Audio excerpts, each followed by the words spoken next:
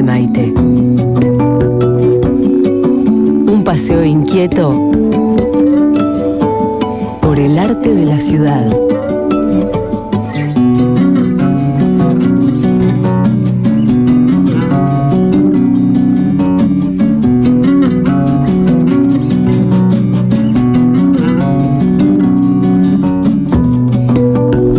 Bueno amigos, aquí seguimos adelante en la canción del país. Nos metemos ahora en la columna de Maite con Maite Acosta y con el invitado del día también, que ahora les vamos a mencionar. ¿Cómo te va, Maite? Buenas tardes. Muy buenas tardes, Perry, ¿cómo estás? Bien, todo bien, ¿eh? Hoy nos visita Guillermo Fantoni. Guillermo Fantoni, sí, está nuevamente aquí. Muchas gracias por venir, Guillermo. No, gracias a ustedes por la invitación. Además anticipaba recién a los oyentes que vamos a hablar de 3 muestras. ¿Cuánto laburo, Guillermo? Te tienen ahí como... Bastante. ¿En qué roles? ¿Curador? Y en las 3 soy curador, nada más que en una de ellas es una curaduría compartida con Adrián Armando. Ajá. Las 3 muestras han sido muy complejas, de largo aliento en cuanto a su preparación, investigación y diseño expositivo, que hubo que pensarlas en función de cada uno de los espacios. Y son muestras muy profundas porque implican una indagación histórica que tiene su tiempo y tiene su detenimiento. Y la de Grela es una curaduría, como decía, compartida con Adriana. Bueno, las 3 muestras son una en el Castañino, elecciones de un museo, salones, premios y otras adquisiciones.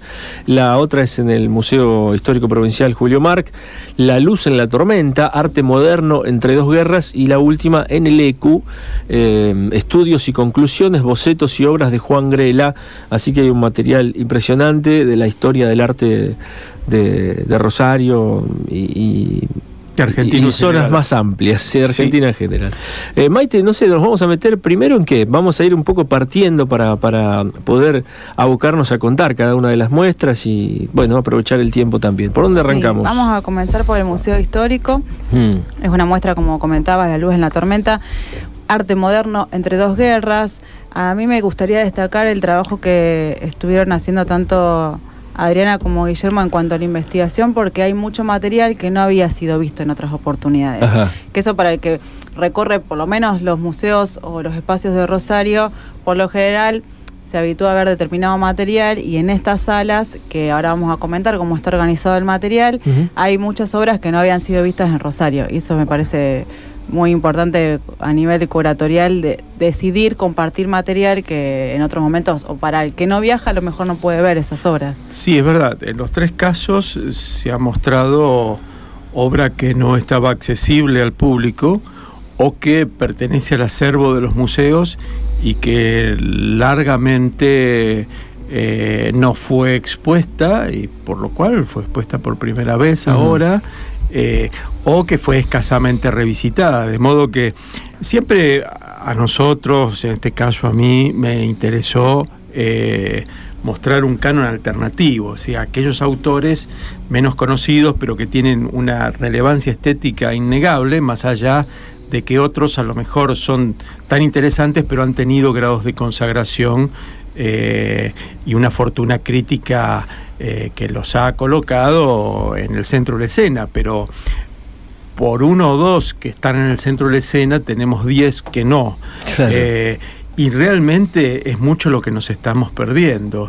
Y esto ocurre en todo el mundo, porque cuando uno ve muestras internacionales, sobre todo en las últimas décadas, que han sido de una exploración profunda del arte moderno, del arte del siglo XX y parte del siglo XIX, se ve eso, que empiezan a salir autores menos frecuentados, menos conocidos, que exceden lo que conocemos a través de los libros y catálogos de muestras, y entonces uno allí ve la posibilidad de mostrar un canon alternativo, es decir, un conjunto de autores modélicos que no habían sido expuestos y que justamente al ser puestos en valor se convierten en parte del canon, ¿no? La muestra esta del Museo Provincial del Julio Marx viene de un trabajo que hicieron para Santa Fe, para el Rosa Galisteo. Sí, justamente. ¿Se mostró allá el año pasado? Exacto.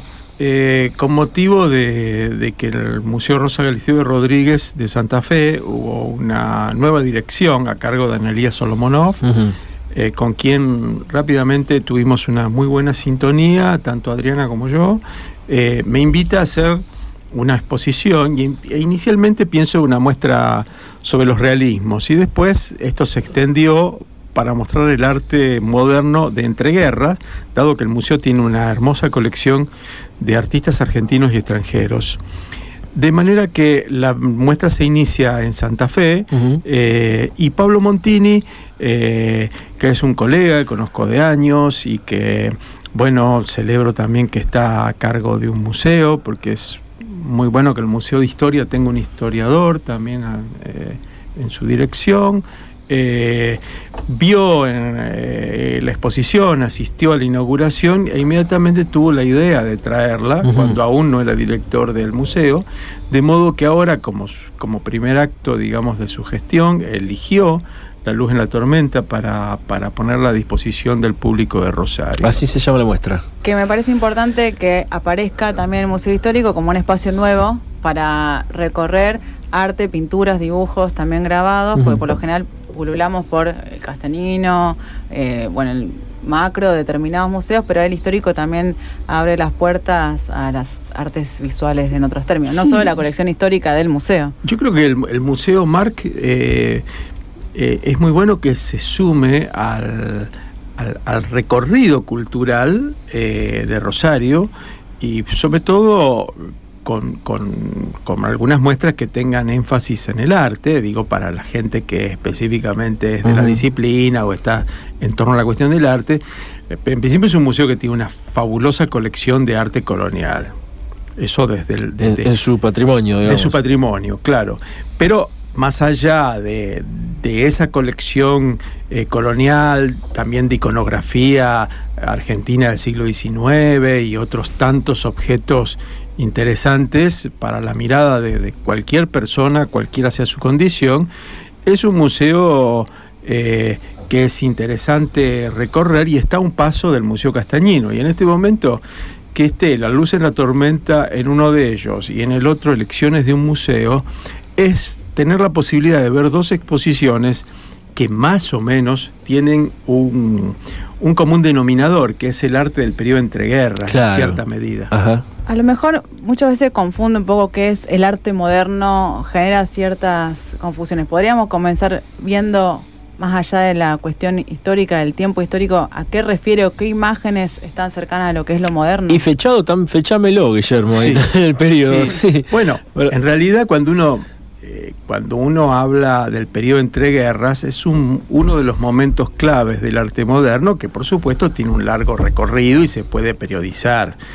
Pero dentro del arte del siglo XX, las guerras han servido históricamente para operar como especies de mojones, claro, de límites históricos, y el arte que se despliega entre las dos guerras es un conjunto de producciones que por un lado está impactado por una serie de fenómenos del mundo político, social, tecnológico, por grandes transformaciones a todos los niveles, pero también es un momento de mucha ebullición dentro del ámbito específicamente artístico. Es justamente un segmento histórico donde después de las primeras vanguardias, que producen dislocaciones muy fuertes en las formas de representación, en las formas en la representación del espacio, el arte vuelve a confrontarse con la realidad desde una perspectiva moderna, es decir, vuelve a buscar legibilidad, vuelve a buscar estructura, orden, equilibrio, una belleza más serena,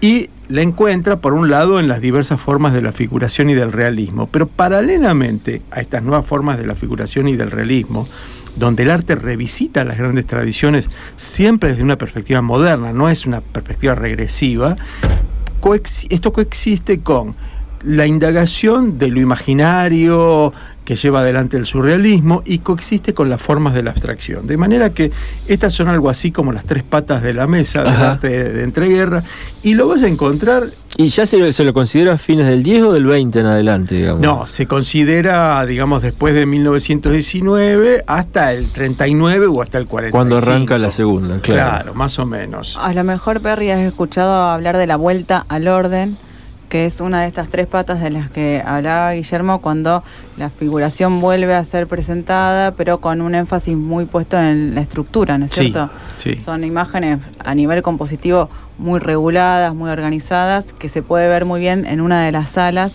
del espacio que presenta en el MARC la muestra de La luz en la tormenta. Sí, la idea de confrontar o poner en tensión la realidad objetiva con el subjetivismo artístico es parte del sentido que tienen estas vueltas al orden, que son muy diversas. Tenés vueltas al orden en Italia, en Francia, en Alemania, o sea, después del futurismo, la pintura metafísica italiana, los valori plastici, el Novecento, que son movimientos figurativos que tienen como cierto halo de misterio. Después del expresionismo alemán aparecen el realismo mágico y la nueva objetividad, que son algo así como las miradas más contemplativas o más denuncialistas del realismo alemán de entreguerra. Y los franceses tienen el purismo o tienen el poscubismo de Lot, que son formas también de producir esta pintura fuertemente construida o estructural. Entonces uno encuentra todas estas variantes de las cuales enuncio solamente algunas. Claro, hay muchísimas estéticas. Y tienen que ver con las relaciones, con las tradiciones nacionales y las distintas relaciones que se tiene con la tradición. Y por supuesto esto impacta el arte argentino, el arte de Rosario y de otras tantas ciudades. Ahora vamos a bajar un poco a lo que se muestra ahí en La luz de la tormenta, que son obras de Rosario y de Argentina, específicamente. En La luz de la tormenta yo diría que son artistas argentinos y extranjeros. Ajá. Pero te quería preguntar lo que decías antes, la Primera Guerra Mundial significó en las corrientes estéticas del arte presencia de nacionalismos, digamos, de identidades así más... Sí, si vos pensás en los futuristas italianos, prácticamente varios de ellos mueren en la guerra y justamente la guerra impacta brutalmente el mundo del arte. Nosotros tuvimos la oportunidad con Adriana de ver en 2015 una muestra en Nápoles, que en el Palazzo Ceballos Stiliano, una muestra magnífica que era sobre el arte y la guerra, que se desarrolló en tres ciudades italianas. Una era en Milano, otra en Nápoles y otra no me acuerdo en cuál. Y la de Nápoles era sobre la propaganda y la guerra. Bueno, la guerra permeó toda la vida de las sociedades europeas, tanto haya gente que estuviese a favor o en contra, fue algo decisivo, y por supuesto claro, en la esfera del arte. Y por eso, después de ese impacto de la guerra, viene la idea de reconstruir, de volver a edificar un arte que, sin renunciar a todos los aportes de la modernidad y lo que plantearon las vanguardias, generara una imagen de alta legibilidad. Ajá. ¿Querés que nos metamos en las obras, digamos, lo que han planteado? La luz en la tormenta, bueno, es una frase elocuente también, ¿no? Pensando el arte en ese momento difícil. Es como un aire renovador de alguna forma. Sí, en realidad es el arte entre... La luz en la tormenta, miren cómo surge. En un momento estaba armando el boceto de la exposición y se me alinean tres retratos que estaban como bañados por una luz dorada. Uno era de Sergio Sergi, otro de López Claro, que es una mujer con la carta, que vos le sacaste una foto, y el otro era un lector que es Mateo Bosch, nada más ni nada menos, leyendo un libro frente a la Iglesia del Milagro de Santa Fe, de Zapata Goyán. Esos tres cuadros, que son de tres santafesinos, ese es el común denominador, aparecían como bañados por una luz dorada, un color ocre realmente fascinante, y yo digo, tengo que pensar un nombre con esto, y pensé en Resplandor Dorado, Luz Dorada, y dije La luz en la tormenta, porque pensé en la situación del arte en un momento que está gobernado por la oscuridad, por la catástrofe, por la tormenta, que en verdad la tormenta es la guerra, sí. ¿no? Que finalmente se abalanza sobre el mundo, y el arte aparece como salvaguarda de los valores, ¿no? De los valores civilizados. Y entonces de ahí surgió el nombre. Que hay una parte de la muestra que está vinculado con estas imágenes muy dramáticas, porque hay 4 núcleos: uno es la calma, otro la incertidumbre, el enigma y el drama. Entonces, alrededor de esos 4 núcleos se van agrupando algunas obras que en algún momento habíamos hablado, Perry, en alguna columna, sobre estas imágenes que tienen cierto extrañamiento o personas que están mirando o muy ensimismadas o mirando hacia afuera del encuadre con cierta nostalgia, o estos paisajes que no se sabe muy bien si están suspendidos en el tiempo, donde no hay personas o no hay mucha vida. Entonces se van presentando distintos momentos en la muestra que dan un poco de cuenta de todo lo que está pasando en ese momento tan difícil entre una guerra y otra. Y además pensemos en todos los artistas que viajaban a Europa, que eso era muy importante, el contacto con todos los movimientos, las primeras vanguardias, y volvían con esos conocimientos para buscar una pintura argentina. O sea, entre todo lo que iban allá y lo que estaban buscando acá, cómo presentar la pintura argentina, y en el caso de Rosario específicamente de acá. Sí, en principio pensé un itinerario que sea amable para el público, que lo reciba, que de algún modo lo contenga. Es una muestra donde podés comenzar por cualquier lado y está justamente ese repertorio de imágenes del cual Maite hablaba recién, y empieza por la calma, que de algún modo alude más específicamente al mundo de los años 20, donde hay como cierta sensación de alivio después de la Primera Guerra, cierta euforia, cierta alegría, podría decirse, porque son los años de los años locos. Los años locos, claro, la Belle Époque. Cuando uno ve las imágenes de París, se da cuenta que había una euforia verdaderamente importante, y justamente ahí aparecen dos cosas. Por un lado, el mundo pastoral, el mundo de una edad feliz, una edad de oro, y por otro, la imagen de la ciudad, o también la imagen de la mujer ligada a la naturaleza, o la naturaleza muerta como un género que permite experimentar con nuevas formas. En fin, hay un repertorio de obras verdaderamente hermoso, de algunos autores muy conocidos y de otros no tanto. ¿Quiénes son? Porque mencionabas recién obras de 3 santafesinos. Sí. La selección, para volver a entender todo lo que expusieron, ¿es patrimonio del museo todo? Sí. ¿Y son todos artistas rosarinos y argentinos? Sí, el Museo de Santa Fe tiene artistas rosarinos, porteños, cordobeses, mendocinos o de otras locaciones, y además de los argentinos tiene obras de artistas extranjeros. Es un museo con un acervo verdaderamente espectacular, tanto como el Castañino, porque son museos que nacen como modernos. Esto es lo singular, y por lo tanto se alimentan con diversos salones, eventos, y van nutriendo paulatinamente su patrimonio, que coincide con un momento fabuloso del arte argentino. Pero también, cuando yo elegí el arte entre dos guerras, si vos decís entre los 20 y los 40 aproximadamente, también coincide con un momento particularmente interesante de la ciudad de Santa Fe, donde hay artistas de una talla impresionante y donde hay realizaciones institucionales. Es decir, entre la creación del museo en 1922 y la creación de su escuela Provincial de Artes Plásticas en 1941, o sea que hay un arco de tiempo importante desde el punto de vista de las realizaciones para la ciudad de Santa Fe, y de afluencias de artistas también de otras partes del país y del exterior. Entonces, eso de algún modo permitió elegir cosas muy diversas y de todos los lugares. Hay pocos rosarinos en la muestra, habrá 3, creo que no más, porque no es una muestra de arte de Rosario, ni tampoco exclusivamente de Santa Fe, sino... El tópico es otro, digamos. Sí, tiene que artistas ver con modernos entre las dos guerras, ¿no? Esa fue la idea. Y ahí está bueno mencionarlo, que lo estamos asociando a la muestra del Castañino, la idea del arte moderno. Hay una muestra en torno a la celebración de los 80 del Castañino, que se llama Museo Moderno. Así que arranca en el 22 del de Santa Fe y acá en el 37. No, en realidad, ¿cómo fíjate es eso? Vos, en 1920 se crea el Museo Municipal de Bellas Artes, que en 1937 da lugar al Museo Municipal de Bellas Artes Juan B. Castañino. Es decir, el Museo Municipal de Bellas Artes Juan B. Castañino y la Dirección Municipal de Cultura, que nace con él, y que están en una relación muy orgánica, vienen a sustituir dos instituciones precedentes, el viejo Museo Municipal y las viejas Comisiones de Bellas Artes. ¿Pero era el mismo lugar o no? No, el antiguo Museo Municipal estaba en la calle Santa Fe.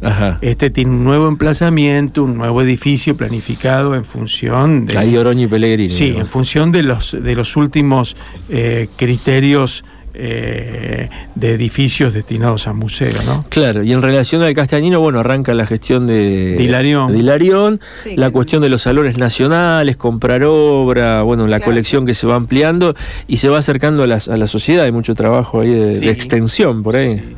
Que es muy importante pensar cómo se forma un museo, cómo puede hacer llegar a la comunidad la colección que tiene y qué es lo que decide mostrar y cómo ingresan las obras, con qué criterios se eligen. Y creo que en ese sentido está buena la elección del tema, es decir, la sala o el núcleo de salas que se inauguró hace poco, que tiene que ver con esto, cómo entran por donación o por compra o por, bueno, selección de salones, premios y demás. Y ahí se llama Salones, Premios y otras adquisiciones, la que curás en el Castañino. Sí, justamente. Elecciones de un museo es el título y el que vos acabas de denunciar es el subtítulo. El subtítulo. Yo, pensando lo que decía Maite, de que es un momento particular del arte moderno en la ciudad, de una gestión muy progresista, muy avanzada, que es la de Hilario Hernández Larguía, donde el arte moderno reverbera con un particular énfasis, se me ocurrió pensar en que uno de los logros de esta gestión es la gran incorporación de obras que prácticamente duplica el acervo. Ahora, ¿a qué es la incorporación de obra? ¿El museo compra obra de artistas? El museo compra obra y Hilarión va comprando, en principio, obras del siglo XIX y comienzos del siglo XX, que tienen que ver además con sus vínculos familiares. Vos pensás que Hilario Hernández Larguía está casado con la hija, con Lucía Correa Morales, la hija de uno de los grandes escultores argentinos, que es Lucio Correa Morales, quien a su vez es el marido de Lina González Hacha, una de las primeras geógrafas, o sea, una de las primeras científicas. Y entonces ellos están vinculados a un mundo cultural donde la literatura, el arte, las ciencias aparecen amalgamadas por relaciones sociales y familiares. Pensá que otras de las hijas... Claro. Hoy puede ser visto hasta inclusive negativamente, decir, pero bueno, está comprando obra, pero es parte de la clase. En ese momento, fíjate vos que las cuñadas de Hilarión, una es Lía Correa Morales, que está casada con Irurtia, y la otra es Cristina Correa Morales, que es la mujer de Paco de Aparicio, uno de los primeros directores del Museo Etnográfico de Buenos Aires. Esta gente, que son de una, digamos, de un patriciado, de la vieja oligarquía, lo que sea, así se llamaba, era gente muy interesante, muy progresista. No todos los miembros de esa clase eran iguales, estos eran muy particulares. Yo recuerdo que Iván Hernández Larguía, que era muy amigo nuestro, cuando Adriana concursó, él le regaló una pequeña dulcera que se la había regalado a él Cecilia Grierson, por ejemplo. O sea que esto te muestra las relaciones sociales. Sí, los lazos sociales ahí pero en que son el lazos grupo culturales también. Y entonces Hilarión empieza a comprar obra que va de los precursores argentinos hasta los luministas de comienzos del siglo XX. Ahora, esto va generando un relato del arte argentino, que a su vez se inscribe en un relato del arte universal, como llamaban, del arte europeo, digamos, moderno. Y después empiezan las adquisiciones de los salones y es ahí donde entra mi muestra. Mi muestra trata de mostrar justamente qué es lo que elegía el museo. O sea, qué mandaba la gente, los artistas, qué premiaban los jurados, pero a su vez de lo premiado, qué es lo que compraban. O sea que muy selectivamente compraban ciertas cosas. Está bueno, una gradación. No. Por ahí parece lejano, pero es para pensar la escena actual. Porque digo, hoy los artistas están ahí desvelados diciendo a ver quién entra, quién no entra al Salón Nacional de Castañino. Siempre pasa. Sí. Pero bueno, ver ahí las continuidades o las rupturas o cuál es el arte que va a ser legitimado por el museo cuando lo asume en su colección. Claro, ¿no? Que es lo que el museo valida. Ahora, fíjense que curiosamente... ¿Y había tensiones ahí, digo, entre socialmente, inclusive artistas más populares que no tenían ingreso o no? ¿Qué sucedía? No pasa por lo popular o no popular, porque Hilarión era un tipo progresista en ese sentido, que, por ejemplo, da cabida a una serie de artistas modernos jóvenes y algunos políticamente motivados, como eran aquellos que habían estado junto a Berni en los años 30 y que al comienzo de los años 40 exponen individualmente en grandes muestras donde justamente ponen a disposición del público sus producciones. ¿Había buena onda, digamos, con la faceta buena. Institucional y oficial? Sí, porque ya la mutualidad se había extinguido y esta gente va ingresando paulatinamente a la carrera de artista, claro. Ingresan al museo. Fue un momento de grandes confrontaciones. Vos pensás que esto tiene como trasfondo la guerra. Te iba a decir, atentos todos a la Guerra Civil Española también, se iban allá a formar como artistas y a sus cabezas políticas también. Por supuesto, ¿no? Está el fenómeno de la Guerra Civil Española y está el fenómeno de la Guerra Mundial y está el fenómeno del antifascismo. Claro. Que esto revierte en la comunidad artística de algún modo y genera polaridades, divisiones, debates, que son debates ideológicos, debates estéticos, pero donde también hay viejos debates que no han sido suturados. Entonces es un momento ¿en qué sentido eso? De mucha conflictividad. De la no suturación de los... Yo diría que hay debates de toda índole, pero para no entrar en un relato histórico que sería un poco extenso para este momento, yo lo que te diría que además los artistas debaten por sus lugares dentro del campo y por su ubicación en las instituciones. Hay un momento en que el debate estético y el debate ideológico se torna un poco pedestre por la ocupación de los espacios.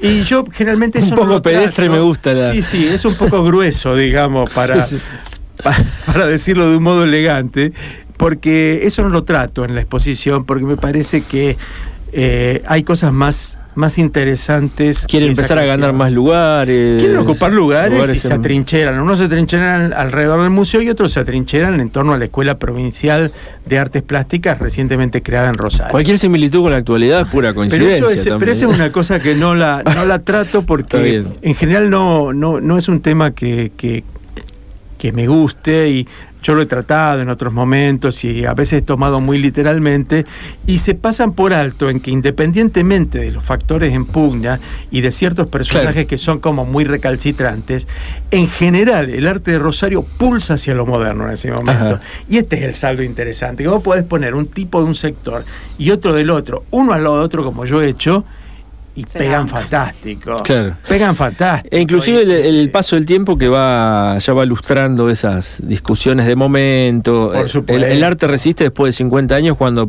dejaste de ser ya el primo, el amigo, el director del museo, que es lo que uno debe esperar, inclusive con los artistas actuales, ¿no? Como protagonista te diría que uno pasa por muchas situaciones y se sigue pasando. El mundo es chiquito, hay relaciones sociales, cuando vos lo mirás retrospectivamente son pequeñas historias.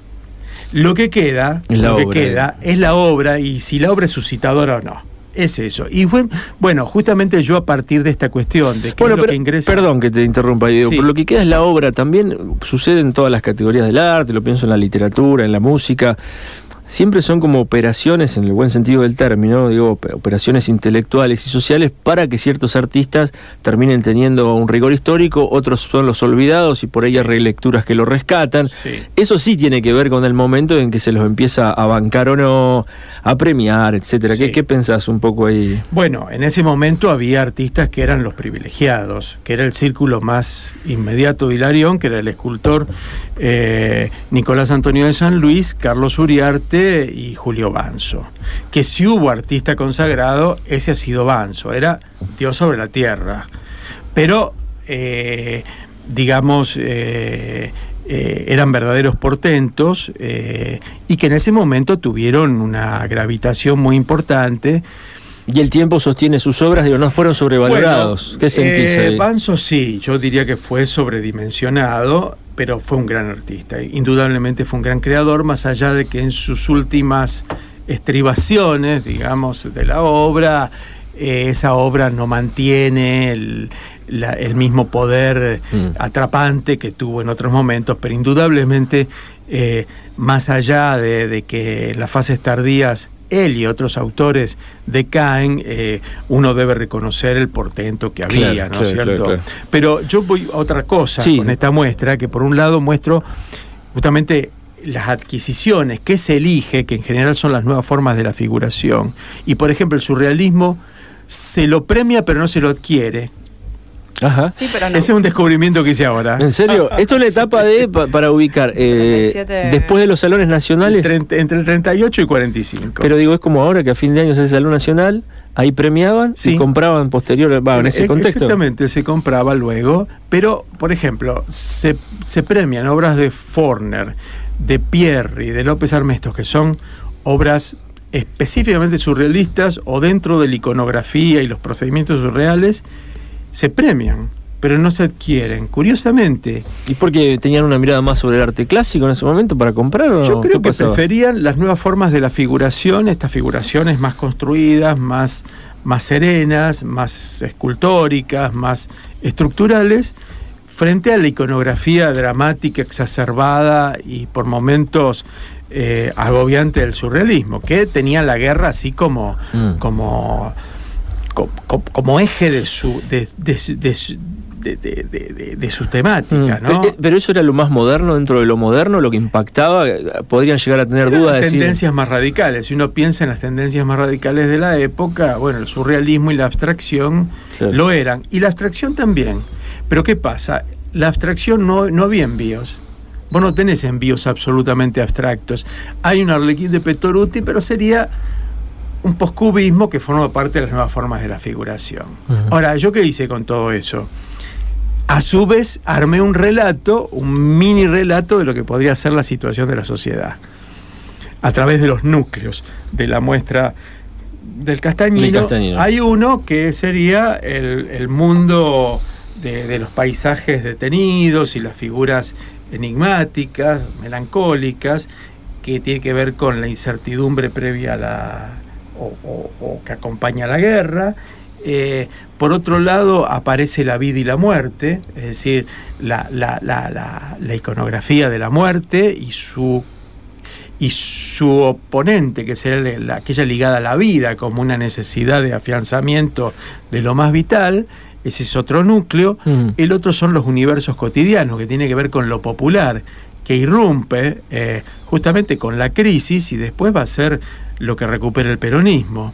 Y después aparece una serie de paisajes que tienen que ver con los barrios y los bordes. Bueno, en la escena fundamentalmente de los sectores populares que tanto van a gravitar en los años posteriores, y después hay un sector de la muestra. Estaba como dicotómico eso ya en ese momento, porque Berni es muy notorio, que lo que le presta atención, pero digo, está la cosa del centro y periferia, ¿estaba marcado en ese momento? Sí, yo te diría que, bueno, Adriana, que ha trabajado mucho la cuestión del paisaje rural, a principio de siglo, lo que llama los silenciosos mares de tierra arada, o esa visión espiritualista del campo. Todo ese mundo, desde los años 30, cede lugar a la imagen del suburbio, o sea, la periferia, lo que está entre la ciudad y el campo. Claro. Ya deja de ser el campo de tierra arada, espiritualista, de algún modo. Pero ese campo estaba visto como marginal, digo, porque el campo también puede estar... No era visto como marginal. Claro, es más portentoso, ¿no es cierto? Era ese muy campo potente, eran sí. las primeras imágenes del campo, o sea, de los años 20, 10, son muy importantes. Que no es la periferia de la villa, los caseríos, los rancheríos. No, eso viene después. Claro. Eso viene en los 30, que vos vas a tener ese anillo que rodea la ciudad, esa periferia que media entre la ciudad y el campo, y es lo que va a tener el mayor protagonismo. Desaparece de la pintura prácticamente la imagen del campo arado y aparece la periferia, aparece el barrio, aparece el suburbio, a menudo hundido en una situación de misterio. Claro, que aparece en la literatura también. Ni hablar. Por supuesto, Bueno, estamos mencionando La luz en la tormenta, arte moderno entre dos guerras, estamos charlando con Guillermo Fantoni, el curador, la pueden ver en el Museo Julio Marx, y también en el Castañino, ahí cerquita, y también, recortados en un momento en que hay relación, elecciones de un museo, que son los salones, los premios y otras adquisiciones del Castañino. Nos queda, porque tenemos ya brevísimos minutos, mencionar la del ECU, que es Estudios y Conclusiones, Bocetos y Obras de Juan Grela, que tiene a Guillermo Fantoni junto a Adrián Armando como curadores. Maite, no sé qué. Sí, quisiera recomendar especialmente para los estudiantes de la carrera de Bellas Artes. Por eso te gustó, porque está... Sí, señor, se pueden ver todos los procedimientos, las pruebas de color, estudios que va haciendo de composición, cómo cambia una figura de lugar. o un escorzo, otra vista, que no se puede ver en una muestra donde están los trabajos definitivos. Claro. Así que realmente es una hermosa selección de trabajo de mucho material que no había sido visto. De Juan Grela. anteriormente. Guillermo, ¿y Juan Grela es ese artista tan grosso que Sí, todos decimos bueno, que es? Yo creo que Ahí no con hay el tiempo- dudas. No, con el tiempo, o sea, Rosario tiene grandes artistas, Berni, Banzo, Fontana, etcétera, Cambartes, pero Grela yo creo que es nuestro gran moderno, es el moderno por antonomasia y cuya figura, a medida que le estamos examinando, crece de un modo espectacular y se convierte en el otro gran portento, sobre todo porque adquiere un nivel de reflexividad esa obra, de autorreflexión, que es apabullante. O sea, ¿Descubren cosas nuevas? permanentemente descubrís cosas nuevas con Grela. Nosotros tuvimos la fortuna de conocerlo y te puedo asegurar que cualquier charla con Grela se convertía en motivo de una lección.